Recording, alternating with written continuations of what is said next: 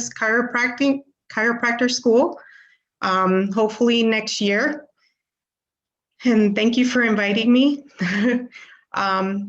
Mission, supporting parenting students who are changing their own lives 2 generations at a time.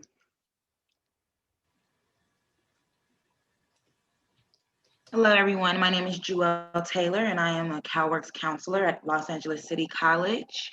The vision of the CalWORKs Association is where families are economically and socially empowered through education.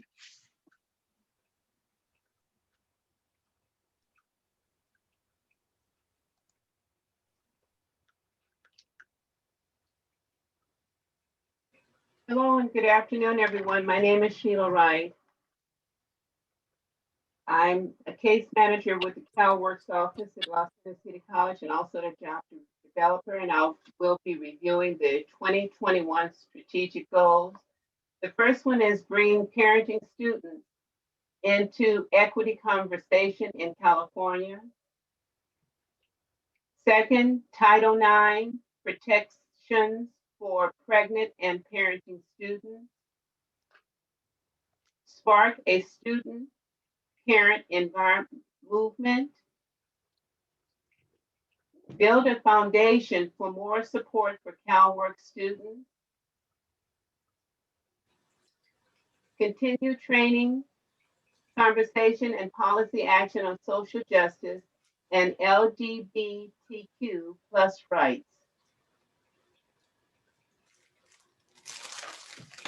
This year, what we have started this year has been the CalWORKs LGBTQ plus club, and this club gives the support that we try to be inclusive for all of our students, and to support and advocate for traditionally underserved. So we don't try to disenfranchise any of our students. We support all of our students.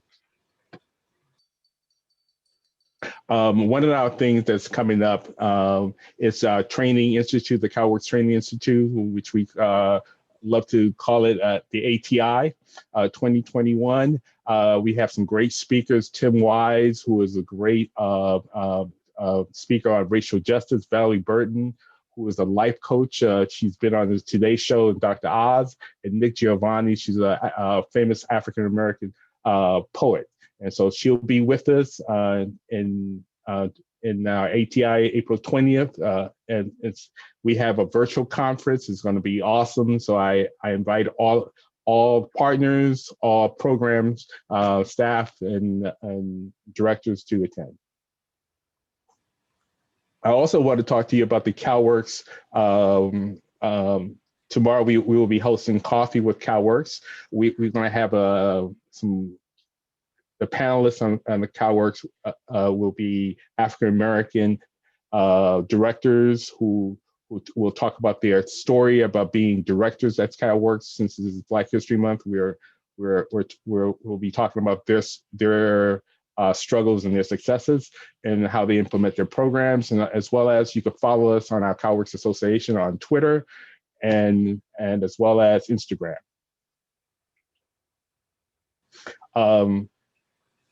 On March 4th, there's going to be another great webinar. It's called The Racist Roots of Work Requirements. Where do we go from here? As you know, that the political climate is changing in America, and we need to get to the bottom. We need to continue to advocate for our students, and this will give us more clarity on things to come. And now we will introduce our speaker. Hello, everyone. My name is Genesis Foster. I am a student worker at LACC, now for the CalWORKs department. Elisa Minoff is a senior policy analyst at CSSP, which is the Center for Study of Social Policy, where she works to advance equitable policies that promote economic security, as well as for all families. Excuse me. Elisa researches and analyzes the roots of existing racial and economic inequities and develops policy solutions to redress these inequities and meet the needs of families of color, immigrant families, and families with low incomes. Prior to joining CSSP, Elisa worked as a consultant for the Georgetown Center on Poverty and Inequality and taught at the University of Southern Florida, St. Petersburg. She holds a PhD in history from Harvard University. Please welcome Dr. Elisa Minoff.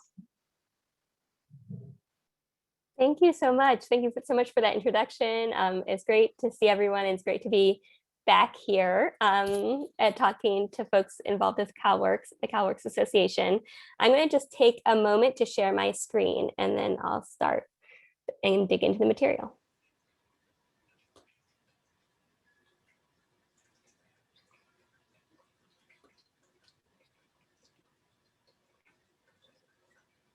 All right, so thanks again for the introduction, and thank you for mentioning the upcoming panel next week, just a week from this afternoon. For those of you who saw the Racist Roots presentation back in December, CSSP is actually hosting a panel where I will be presenting some of that historical material on the history of work requirements, and we're also bringing in other experts to talk about the economic conditions that Black families have faced over time, to talk about sort of the current political debate around work requirements and what we might be able to change under the new administration. So for those who saw the previous presentation and are interested and want to learn more, would welcome you to come to that virtual panel. And for those who didn't, if you're interested and want to learn more, again, welcome you to come. So thank you for having me. And for those who I haven't had a chance to meet, just want to say a little bit about CSSP and the work we do. CSSP works in partnership with communities. We work within public systems, and we work at the policy level, both in states as well as in the federal government, to promote the economic security and well-being of children, youth, and families.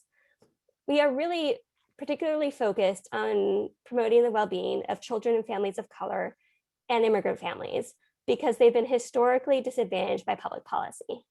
In some cases, policy has outright excluded Black and Latinx and immigrant families, Indigenous families from the supports and services they need to make ends meet. In other cases, policies have fostered or allowed systematic discrimination in everything from education to employment to housing that has made it difficult for many people to pursue their goals. And as a policy organization, we spend a lot of time thinking about how to make this right. And so I'm going to be talking today about a report we recently put out, What We Owe Young Children, an Anti-Racist Policy Platform for Early Childhood. And this is just one example of some of the work that we do, and to really try and think through how to make policy work for families and how to try and undo some of the harm that's been created by systemic racism over the years. I just want to say, as I'm talking, I'm really horrible at multitasking, so I'm not going to be able to monitor the chat while I'm talking. But I would love to answer any questions that are in the chat at the end of the presentation.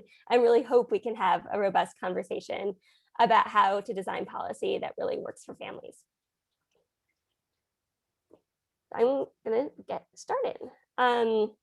We know, and many of you have young children yourselves, you work with families with young children, you know families with young children face barriers to pursuing their goals, whether those barriers may be in the community college system, in employment, in the public assistance system, in childcare.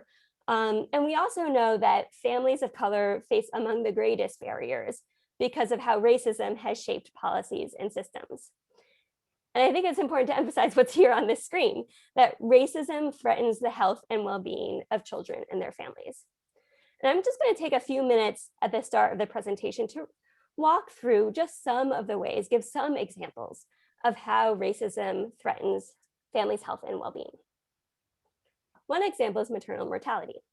The United States has the highest infant and maternal mortality rates among comparable wealthy nations, with maternal mortality rates for Black and Indigenous women and infant mortality rates for their children 3 to 4 times higher than those for white women and their children. And this is a graph just of maternal mortality rates of pregnancy-related mortality for every 100,000 births. And as you see, it's especially high for Black women and for Native women. And these health outcomes are a direct product of a healthcare system that provides Black women and other women of color lower quality care at every turn. We also see the effects of racism in poverty. The United States has among the highest rates of child poverty among wealthy nations. More than 10 million children were living in poverty before the pandemic hit, including 1 in 4 Black children and 1 in 5 Latinx children. And I should say these are children living under the official poverty line, which is incredibly low, lower than I think many experts think it should be. And it comes out to about $21,000 a year for a family of 3. And families are living in poverty because of policies that systematically undervalue work, particularly of women and people of color, and fail to provide families the compensation and working conditions they need, and the public benefits and supports, so things like cash assistance, housing assistance, food assistance that they need. We also see the effects of racism with children's health. Children's health and well-being are jeopardized every day by air pollution, mold, lead, and other toxins because policymakers have created racially and economically segregated communities where they have concentrated predatory industries and environmental hazards, right? And this is a map of Chicago. You could really pull up a map of any city in the United States looking at exposure to lead or to other toxins and see very much the same thing. Different communities of color would be impacted depending on where you go in the country. But in Chicago, what you see is it's especially Black communities and Black children who are living in these neighborhoods with high levels where lead poisoning is more common. So right here on the left of your screen, you see the number of children living with elevated blood levels in Chicago. That maps on pretty neatly to the children who are receiving housing choice vouchers in the city. It also maps on pretty neatly to the neighborhoods where Black families traditionally live. In Chicago, that's the west side and the south side. You see all the blue, those are Black families, and those are the same areas where kids are more likely to have elevated lead blood levels. The CDC has determined in studies that 11% of African-American children have been poisoned by lead, compared to 4% of Mexican-American children and 2% of white children. And again, you can kind of recreate these maps in different cities for different environmental harms. In California, the LA Times recently did sort of an analysis looking at families who live near unplugged oil and gas wells that can spew pollution. And in California, it shouldn't surprise many people that Black, Latinx, and low-income families are much more likely to live near those sites. And the final example I just want to highlight of how racism threatens families' well-being is with family separation. We know the long-lasting trauma that being separated from one's parents and loved ones can cause children, but children are routinely separated from their families and traumatized because public systems are designed to surveil and punish families of color. We see this in systems from immigration and the immigration enforcement system to the criminal justice system and policing to the child welfare system. And this graph is focused on child welfare and in particular children placed in foster care. There are consistent and dramatic racial disparities in foster care. Black and Indigenous children are consistently overrepresented in foster care, that is, they're separated from their families and placed in foster care at much higher rates than other children. And this is just data from 2019, looking at the share of the population that children make up and also their share of the children in foster care. What you see is that Black children are approximately 14% of the child population, but 23% of children in foster care. Indigenous children are 1% of the child population, but 2% of children in foster care. So they're overrepresented at basically twice the rate as you'd expect. And this is a direct product of systemic racism that pushes Black and Indigenous children into the child welfare system. Black and Indigenous children are both more likely to be reported to the child welfare system because of racial and class biases of mandated reporters. And once they're connected to the child welfare system, they're more likely to be removed from their families. They're more likely to have longer stays in foster care, and ultimately more likely to age out of foster care. And we know that young people who age out of foster care are much more likely to struggle with employment and in school and health problems as well. And the way that racism sort of shapes the child welfare system and sort of channels families of color into the system sort of plays out in different ways. There's one study that examined caseworkers' reports on families. So a caseworker who is tasked with investigating a family after a report of alleged abuse or neglect. And what researchers found when they looked at caseworkers' reports is that the reports were filled with kind of this extraneous detail about the communities and neighborhoods in which families were living. Detail that had no bearing whatsoever on children's safety, but caseworkers would report things like men hanging out on corners or sitting on stoops, porches in front of the house, and feeling threatened by that. And so there are these sort of racist, racial and class biases that caseworkers have that make their way into the reporting and actually lead caseworkers to remove Black families, Black children and Native children from their homes, even if they're sort of more objective measures of risk are lower. So Black and Native children are more likely to be removed if their sort of risk is estimated to be lower compared to white children.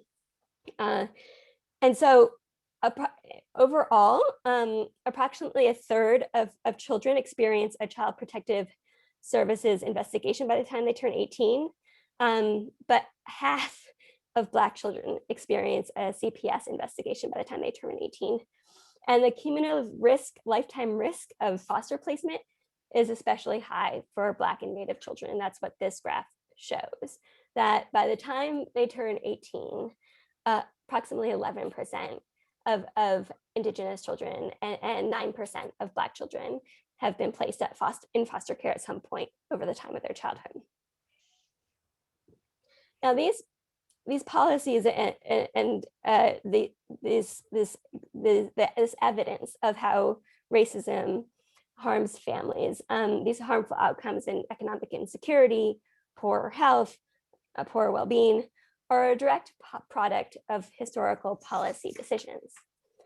But the important point here is that just as public policy has created these injustices, public policy can fix them. What we do in our report is try and walk through how policy can be anti-racist, and really think we've spent a lot of time thinking about what are the qualities or characteristics of policy that make it anti-racist. And in the report we reflect on that, and we also offer some concrete recommendations about sort of policies that we think can really begin to dismantle some of the harm that's been done and support families. We think that there are at least 4 sort of key characteristics of anti-racist policy. And I'm just going to spend a little time walking through them now.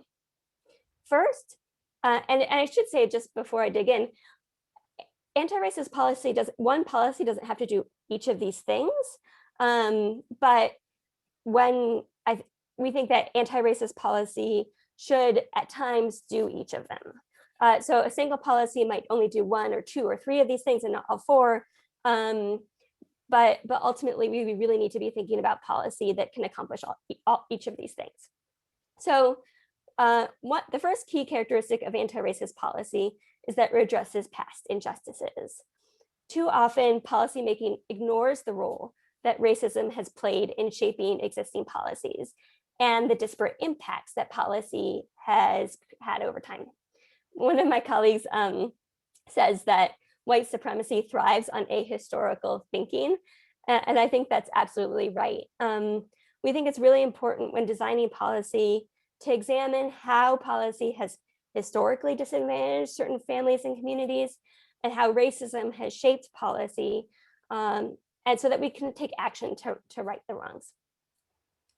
The second important sort of key characteristic of anti-racist policy is that it should be explicitly designed to meet the needs of children and families of color.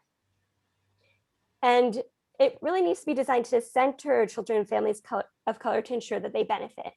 We've seen in policy in the past, in policy debates in the past, that children and families of color have been centered in the debates, but the effect has more often than not been to the sort of design of the resulting policy has been to exclude them. So, for example, in debates over cash assistance, you've seen racist portrayals of immigrant families and Latinx families in particular, fuel policy, which is eventually designed to exclude immigrants from supports. We've also seen racist portrayals of Black families to reform welfare in ways that effectively eliminates the program in large parts of the country. So the result of these debates has too often been policies that actually systematically benefit white families and harm Black, Latinx, and Indigenous families, both indirectly and directly. So anti-racist policy really needs to think and consider the impacts on families of all racial and ethnic backgrounds, think about how race intersects with class and ability and sexual orientation and gender identity to ensure that all families of color can benefit. The third key characteristic of anti-racist policy is that it supports the whole family. And I think this is particularly important to think about when you're thinking about how to support children or young children. And I think too often we think policy can be designed just to support the kids and not to help their family. But targeting benefits or supports just to children when they're not the only group that's actually in need of a support really distorts our policymaking and weakens the system of supports overall. Right? Children grow up as part of families, and every member of a family needs to be supported in order for a child to thrive. You can't help a child in isolation of their family. So, for example, we've seen proposals to provide new housing vouchers just to families with young children because of evidence that when families with young children receive housing vouchers and use them to move to good neighborhoods with good schools, there are positive long-term outcomes for the children. And it's clearly the case that we need to be providing housing vouchers to families with young children who need them. But so many other families also need housing vouchers. And if we just created those policies to support families with young children, their non-custodial parents, their loved ones, extended family would be left behind. So would the same children if they're just a couple of years older and really could just as much benefit from the support. And I think one of the principles here is that we know whenever supports and services are kind of artificially limited in any way, the effect more often than not has been to make it harder for families of color to access those services.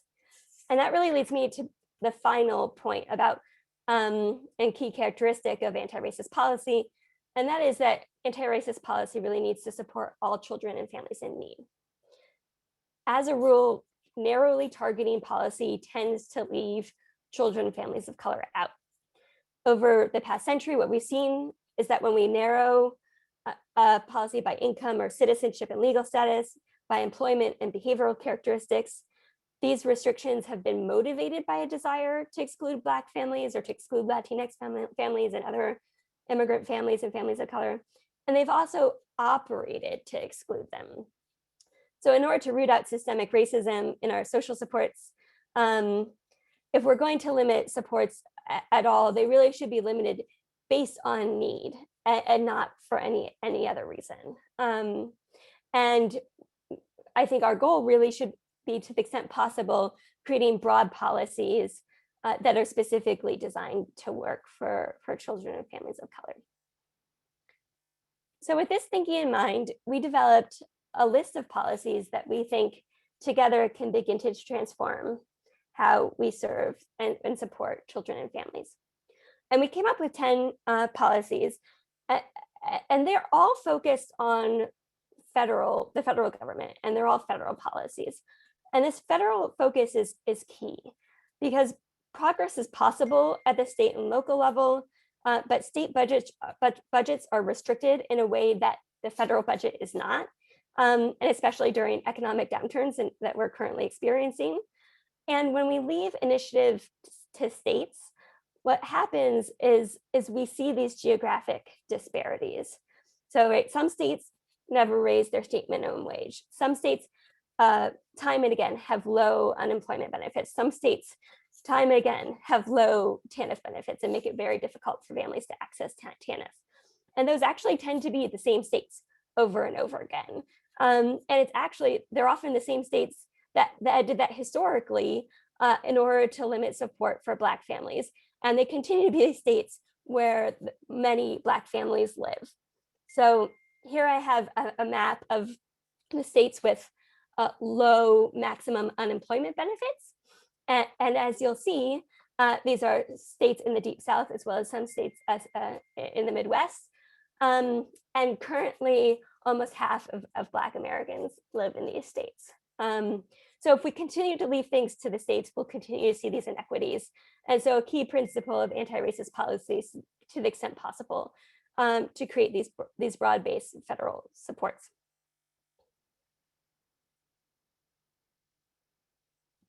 So the 10 policies are really wide-ranging, and the agenda is ambitious. And it feels ambitious, it is ambitious, but it's only ambitious because we're currently so far from providing families the basic supports they need.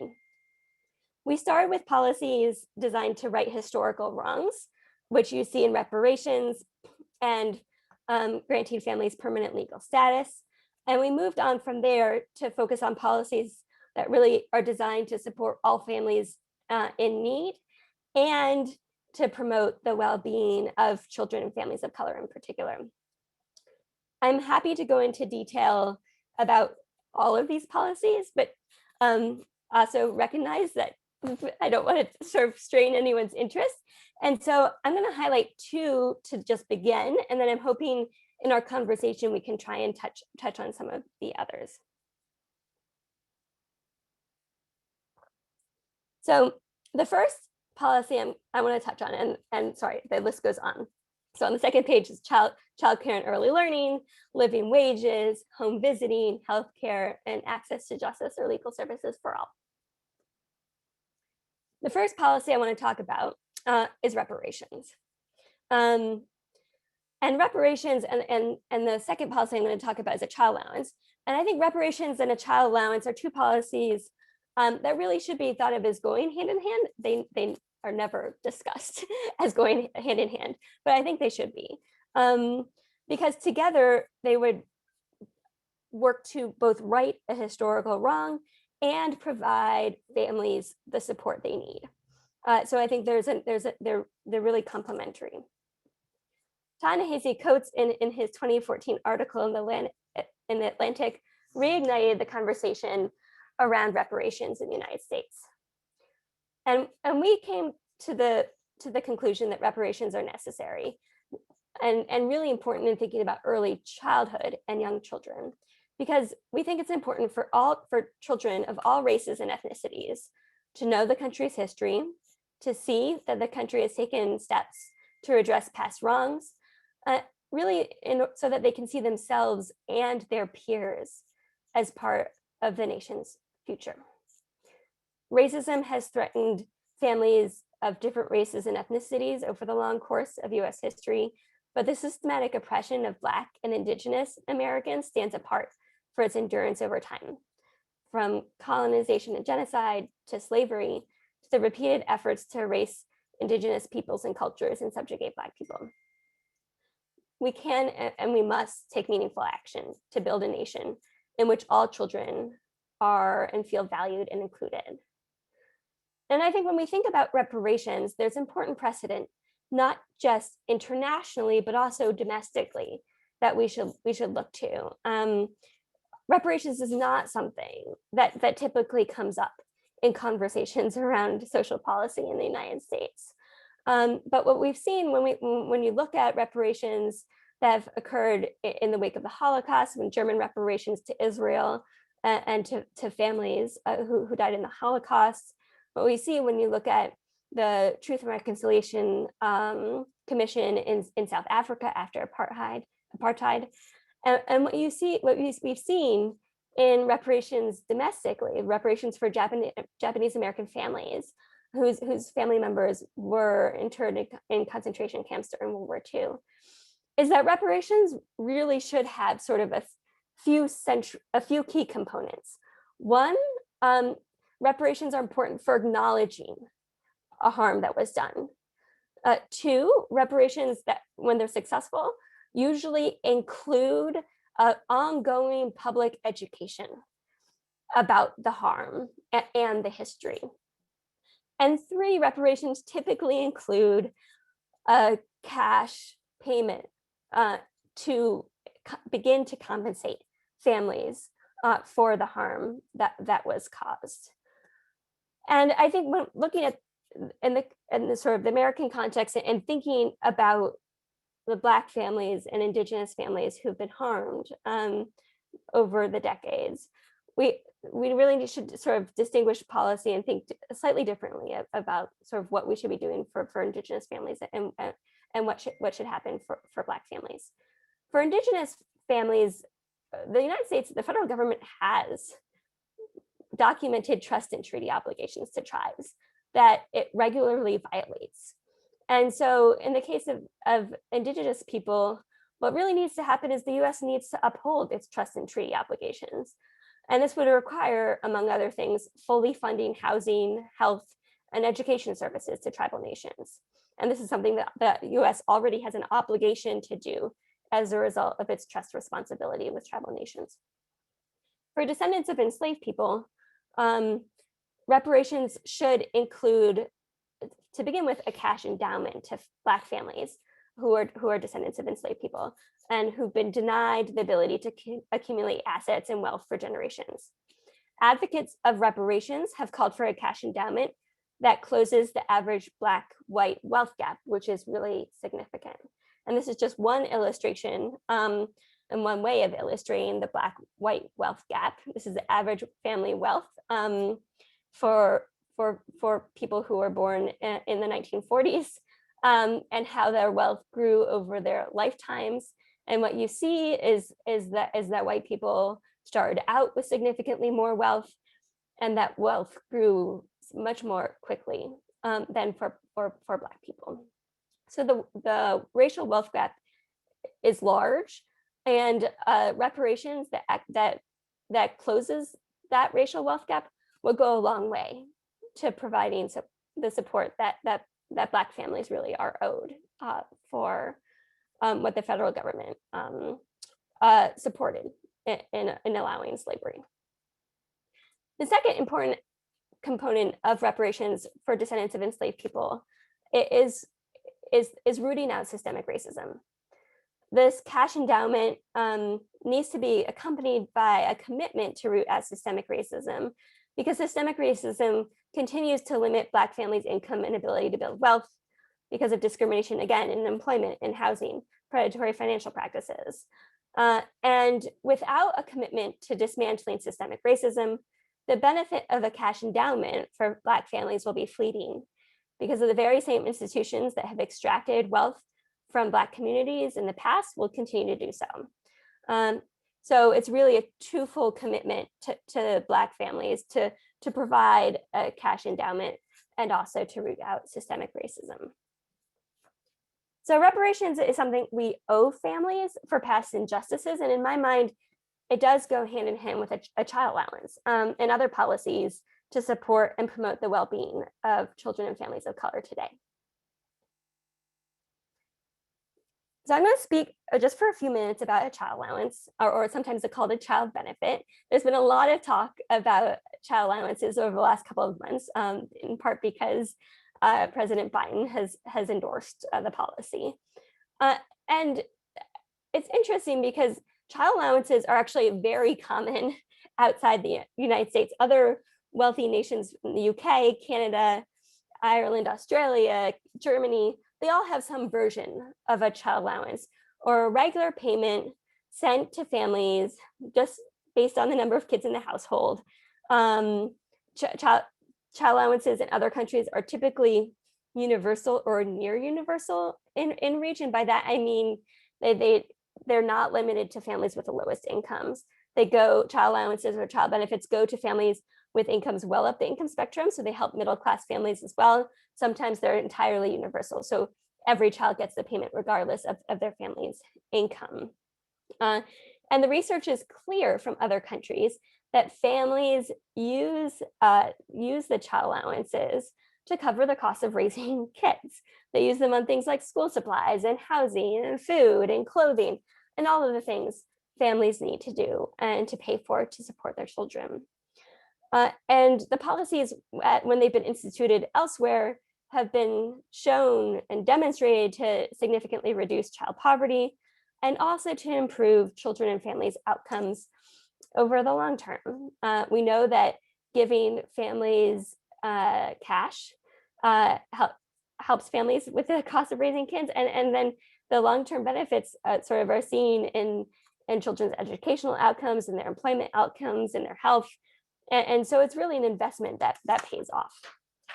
We've actually seen some experiments around sort of local child allowances or child benefits or universal basic incomes, including a couple in California where cash is just paid to families unconditionally. And there actually is also some experiments happening on the ground in other states to see what some of the benefits are of providing unconditional cash to families. But we know, even without learning evidence from those experiments, we know from other research that's been conducted over decades that providing families cash pays off. The U.S. So as I discussed, the U.S. has high rates of child poverty, but families well up the income spectrum struggle with the cost of raising kids. The USDA puts out a report every few years on the cost of raising a kid. This one's actually the one that is most recent is from 2015, so it's already quite dated. It's 6 years old.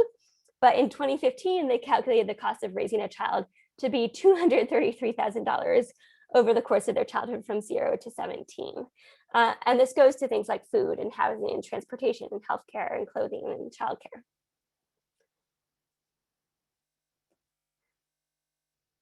A child allowance is critical in the United States, in part because we don't have adequate income support policies. The US spends less on children and families than other wealthy countries. Only about 9% of the federal budget currently goes to spending on children. That is roughly equivalent to what we spend on interest on debt, which is, I guess, a different sort of investment. And the income supports we do have, as you well know, are tied to work. So the most important program in terms of sort of its poverty reduction impacts for children are refundable tax credits, the EITC and the child tax credit. But these currently only go to families with earnings, and they increase as families' earnings go up. So they don't help families with the lowest incomes or no income. And TANF, as you know, CalWORKs in California provides support to many families, but in some states there really isn't a functioning TANF program, and even where there is a functioning TANF program, it's encumbered by things like work requirements. So how do we design a child allowance policy that can actually advance equity and racial equity in particular? I think there there are a few key things we need to be thinking about. First, a child allowance can and should be federally administered. As I said before, we don't want this to be a policy that's administered by the states where benefit levels are set by the states, because we know some states will set very low benefits and continue to underserve their families. In order to ensure it really advances equity, we need to ensure, though, that the child allowance or child benefit really goes to all families who need it, right? It's a very simple point. The benefit needs to go to families who need it. That means that families need to be formally eligible for the benefit. Because of the conversations around immigration in the United States, there's always pushback against ensuring that children in immigrant families can get benefits. And we need to make sure that if a child allowance is enacted in the United States, it can go to children in immigrant families, including children who do not have Social Security numbers themselves, who may have ITINs. We also need to ensure not just that children are eligible for the benefit, but they can actually access the benefit. And again, you all know how difficult it can be to access benefits these days, right? All these hoops and hurdles families have to jump through just to get the most basic support. And a child allowance, if it's going to have the effect that we see it having in other countries, needs to be very simple and straightforward to access. In other countries, child allowances, in some cases in Ireland, for example, families, in order to sign up for a child allowance, they, like, if once in the hospital when a kid is born, they kind of like sign a piece of paper along with their birth, when they're filling out the birth certificate information. And then on an annual basis, they simply have to fill out a little form attesting that the child continues to live in their home, and they'll receive the benefit. And then in Ireland, they can actually receive the benefit as a direct deposit to their bank account. But if they don't have a bank account, they can also pick up the child allowance at their local post office. If they get a check in the mail of the child allowance, then they can also deposit or cash that at their post office, because they have some version of postal banking. So it's just super easy and straightforward for families to access. And I think that's important, not just for the obvious reasons so that families can get it, but also because it reduces stigma and ensures that family can get the support they need and maintain their dignity at the same time. Now, one of the very exciting things, and I don't get to say this very often as someone who works in DC on policy, is that a child allowance right now is actually something that's within reach. President Biden, shortly before he took office, endorsed the idea of a child allowance. And Congress is currently, as part of the relief package, the first coronavirus relief package under the Biden administration, Congress is currently working to develop a child allowance program by modifying and reforming the existing child tax credit. Under the proposal currently being discussed in Congress, families would receive $3,600 a year or $300 a month for kids under 6, and $250 a month for kids ages 6 to 17. The policy being discussed currently, it would be a 1-year child benefit policy, but I think many people hope and expect that this is something that they could make permanent after this first year. Interestingly, there's also some bipartisan support for a child allowance. Senator Romney, just a couple of weeks ago, announced a plan for a child allowance that would be, in fact, even slightly more generous for families with young children. It was $4,200 a year total for families with the youngest children, and would be a direct payment to families starting in some cases even shortly before the birth of a child. One of the challenges in the current conversation around child allowances is thinking about how, as with any policy, how to pay for it.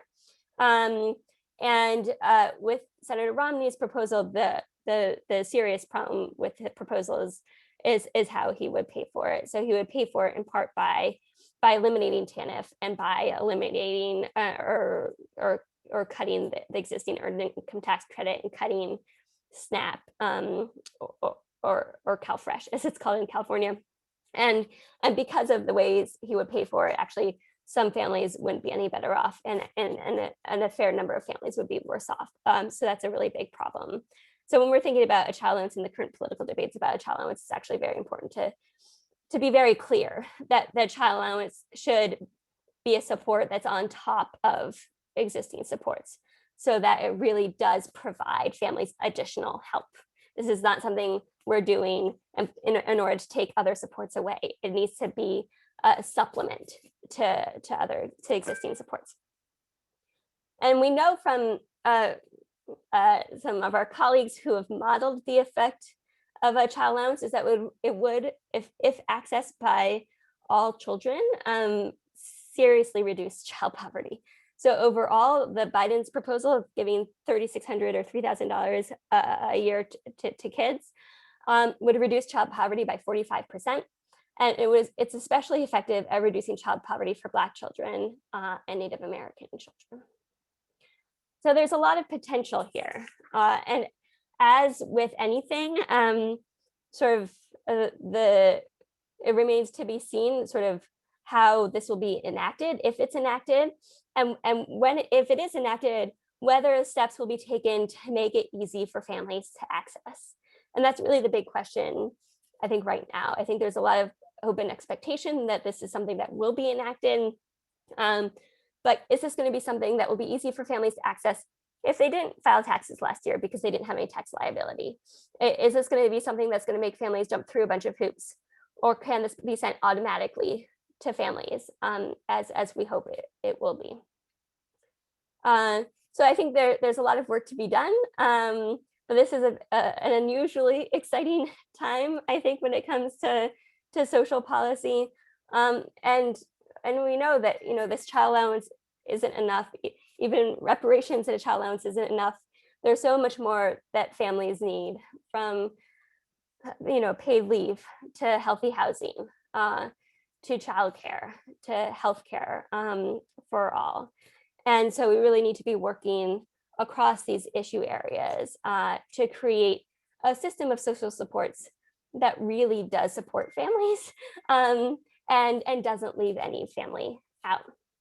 So I'm just going to end there. Again, I'm happy to talk in more detail about any of these other policies, and would love to hear your thoughts about what you'd like to see, what you think would help your family or the families you work with, and how you think policy should be designed so that it is really easy for families to access. Because I think in order to make policy equitable and to really support families and children of color, so often it is about implementation and thinking about how things work in practice.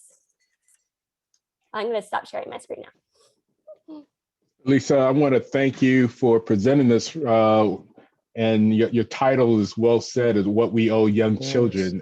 We owe our young children an opportunity, and not to take away opportunities. And just looking at some of the processes, not the processes, but the policies that even what Senator Romney is giving, is we just moving one money to over, and it's not really helping the cause.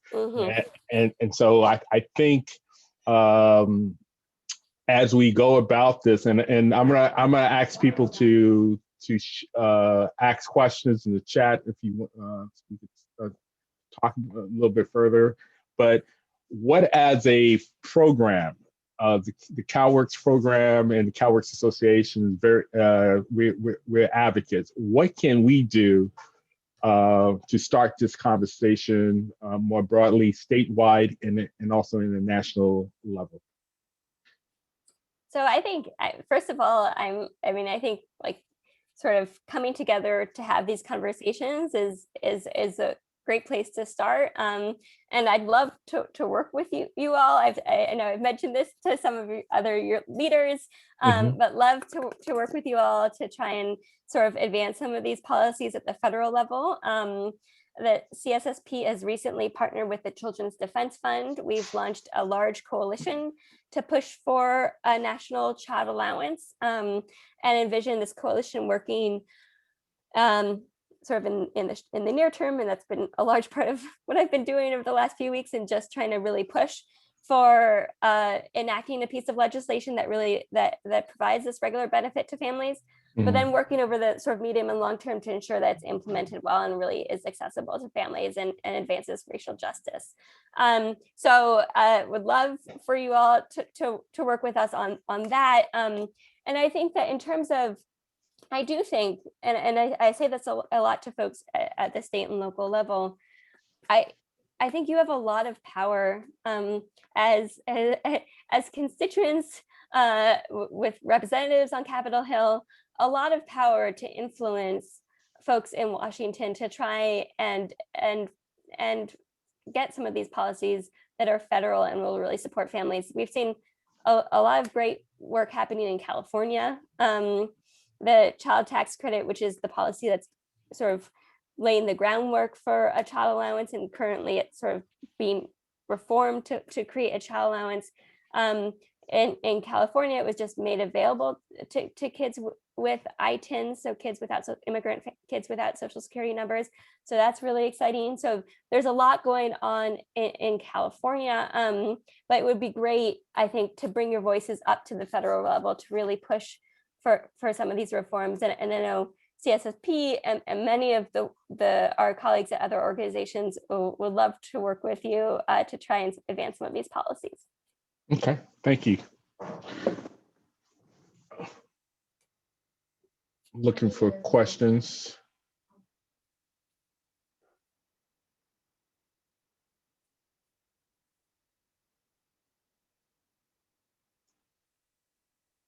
I have a question. Elisa, you mentioned a few programs that were coming out. Everything's changing now with the whole pandemic. I mean, things are really tough for this kind of community, especially. How soon would we know how to inform the students to get involved with those kind of features are coming out for them to benefit, take full advantage of? And how, because many times it's just the lack of information, like the lack of dialogue that people don't know that it even exists. Programs. That's a great question. And so for the child allowance proposals currently being discussed on Capitol Hill, there's actually an expectation that that legislation is going to be passed in the next few weeks. We will see what happens with it and whether anything changes.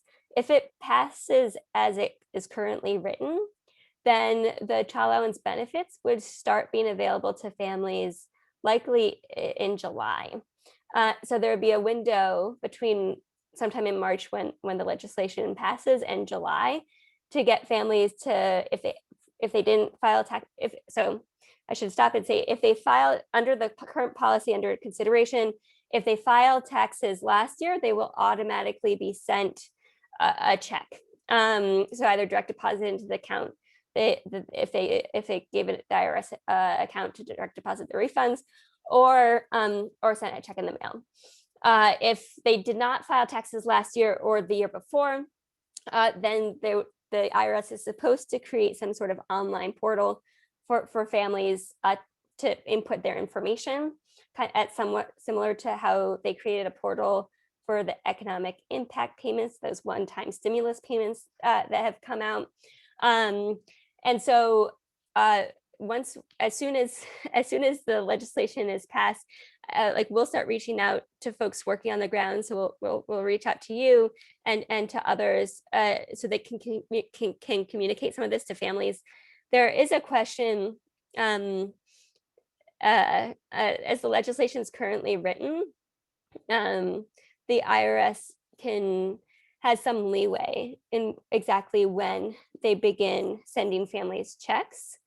And if they decide it's administratively unfeasible, they can do less frequent checks. So like quarterly checks instead of monthly checks. So there's, even when the legislation is passed, we won't know for sure when families and how often families will be getting the support, but it's envisioned that they would be getting it monthly starting in July. So there is this kind of window of opportunity to sign families up and make sure that they know about it before then. And we are going to be pushing the IRS and working with the administration to try and ensure there's outreach to families and communities, and that there's, there's some partnerships with community-based organizations, and they try and make this information about the new benefit available in multiple languages. And there's the outreach is culturally responsive. And there's a lot of work that we need to do to make sure that happens. That's beautiful. Elisa, so will they get taxed on that money by the IRS? No, okay, just making sure. And then I do have another question, but I think Edwin had his hand up before, I can always come back around. You could go ahead and ask, and then I'll wait for you. Okay, thanks. So quickly, what I noticed from community college to university level, apparently the people are like, for instance, in Sacramento, it's like completely different completely different worlds is what I came to find out. Is there a way that gap can be bridged, or how does that work? Like, because there's apparently at some university levels, there's no such thing as CalWORKs. Is there any kind of conversation for those people that need support that are going from community to university, because there's still support needed at the higher levels? But I mean, I feel like it stops here at community college, and it's like, oh my gosh, now what? You know what I mean? So I just wanted to have that dialogue, and what does that look like? Or how can one get, that conversation started? I know it's complicated, I'm sure.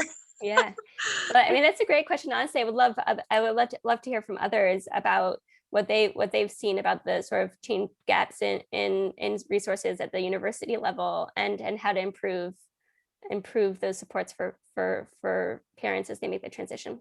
Yeah, thanks, Elisa, and thanks, Diana. A great question as always. Right. That's one of the sorry, Ray. Go ahead. That's one of the strategic goals for the CalWORKs Association, and we agree with you that it's a huge gap. It's a huge problem. Our Chancellor Eloy Oakley, is actually a member of the Board of Trustees of the UC system. So we're hoping that he'll help us with that with the UCs. And we've started a dialogue also with the California State Universities. But I agree. We're on it. We'll make sure to involve you. Yeah, please, because I met Oakley. I know some of the deans over there. But I noticed that when I was talking to my university and I mentioned their names, they were like, who? So I was like, oh goodness, that's when it clicked. I'm like, all right, who do I need to connect? Who do I need to reach out and make sure that they talk to? So that's good information that you provided about Oakley being a part of that board. So I don't know, maybe I'll shoot them an email or something. Sounds good to me. And we give incredible support to our CalWORKs students in the community colleges. And then we say, okay, now go to university, and you have like no support or very little support there. So we recognize that too, and we're all going to work on it. Let's be honest, it's all about money. It's about the money that we get from TANF, and it's about the Prop 98 dollars that we get in the community colleges, and the universities don't have that money to work the program. So that's part of the gap. That's good to know, Vicki. I love the directness and the truth, because it usually goes with that, the money. And so there's always possibility and access. It's just about figuring it out. I mean, there's thousands of dollars just for one person. You're paying, thousands of dollars for a class for one semester. So, I mean, I'm sure that there's possibilities at least to look at those. That access is all I'm asking for. But yeah, I get it, Vicki. Thank you. Edwin? Yeah, I was just going to say thank you to Elisa for this presentation and all the great work you're doing. You somewhat answered the question, but I think that when these bills are proposed and these ideas are proposed, oftentimes there's so many hoops and so many barriers, additional barriers that are constructed, in front of our clients and our families that are just really difficult to hurdle. And so, to minimize any contingencies related to these benefits would really be wonderful and would really enhance the opportunity for our families to access these benefits. And I just wondered your thoughts on that. Yeah, I mean, we're right there with you. And honestly, one of the things that's a bit of a struggle is when you talk to staff on the Hill and who work for members of Congress, they're just, they're working on a million different things. They say they're in favor of these big expansions to create a child allowance, and have very little bandwidth to focus on the details that are actually incredibly important in order to make sure that the policy works. And especially in a situation like we have right now, where there's actually a lot of pressure to get this done quickly, because so many families are struggling right now and need the support. And there are actually these deadlines created sort of by previous legislation to make sure that we don't want the benefits, in particular the unemployment benefits that were expanded in previous legislation, to run out. So we need to pass this legislation before that one expires. And so there's just like, there's a time crunch right now. And it's hard to get folks to focus on some of these details. And I think that one of the things that we're really, we've been talking about the need to really focus on outreach to create simple websites that explain the policy to families in multiple languages, to give money to community-based organizations to reach out to families who haven't filed taxes before, and all of that. That is not in the current legislation. And so if and when that gets passed, we will be working and advocating before the administration and talking to the IRS about the need to do that, and pushing for that. And I think so many of my colleagues who work on other national policy organizations also have their own networks of folks who work at the state and local level. And I think we will all try and reach out to people in our networks to share information about the program, and to learn from people on the ground what the experience is like signing up for it, so that we can report back and really try and push the administration to make it as simple and straightforward as possible. But thanks for that comment, Edwin. And that's absolutely right. We need to make sure that this is easy for families to access. Elisa, I see some that in strength, we have to form coalitions. And so I'm going to ask you if there are other programs in other states that are progressive, like the CalWORKs programs in California, that maybe we could join or have them join this topic that, that we could force together, move forward, and even in helping other states who are being underserved as those southern states are. And so what other states do you work with that you see that is progressive like California?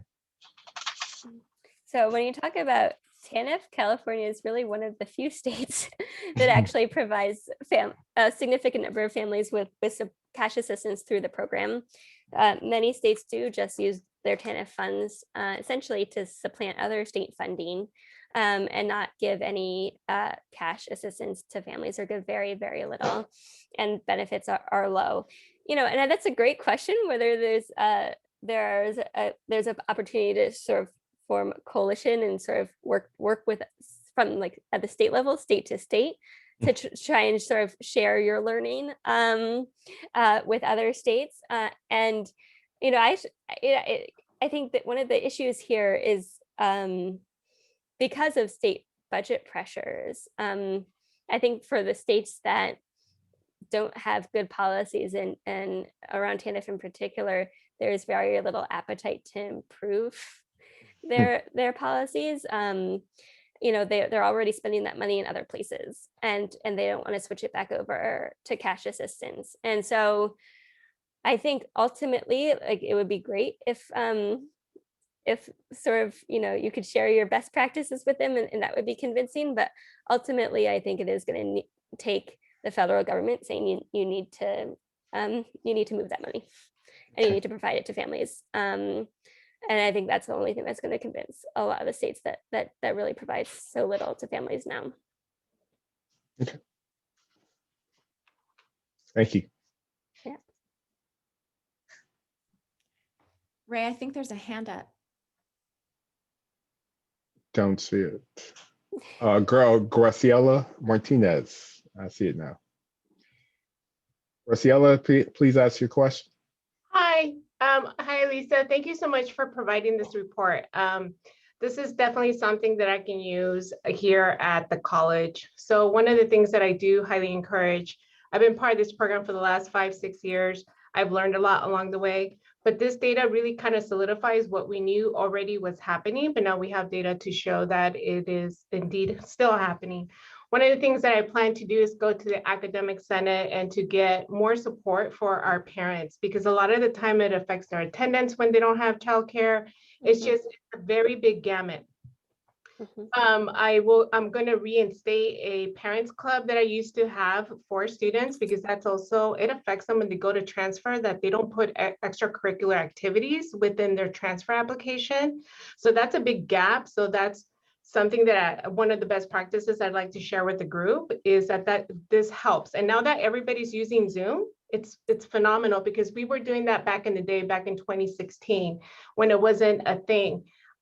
Just to engage more and onboard students with childcare. The other thing is to try to create some sort of partnership with our childcare center here on campus, because they're closed during the winter and then the summer. So there's a lot of barriers, both, you know, at the macro level and the micro level. So that's something that I kind of just wanted to share. And I'm also going to be sharing the data with, you know, the administrators. And now that we have, we've done some changes here internally, I think that it's also important to understand, to teach the students advocacy. One of the conferences that we host students to go to is the Advocacy and Policy Conference. I think that sometimes, like you mentioned earlier, there's certain like policies put in place and everything. By the time we find out, there isn't any time to like go out and champion, you know, where it seems that we're always late to the game. So I think that that's also very important, that maybe we do a better job of trying to stay up to date on those and kind of ahead of it, you know, before decisions are made and we had no input. So we've been doing that for years, where we take the students up to Sacramento and they go in and they talk to legislators and they, you know, really advocate on behalf of the parent student population. So I just want to share that. I just want to say thank you so much for the report. That's all terrific. Thank you for sharing. Anyone else?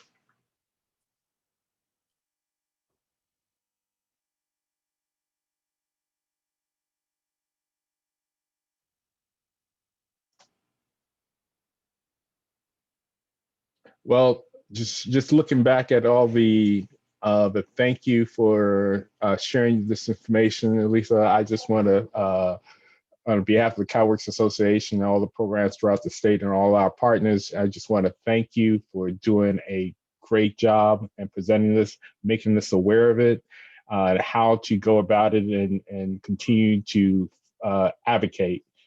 So I just want to thank you again. We will be in touch. We will definitely support you and everything, your good causes, and just calling us, and CalWORKs will be right there.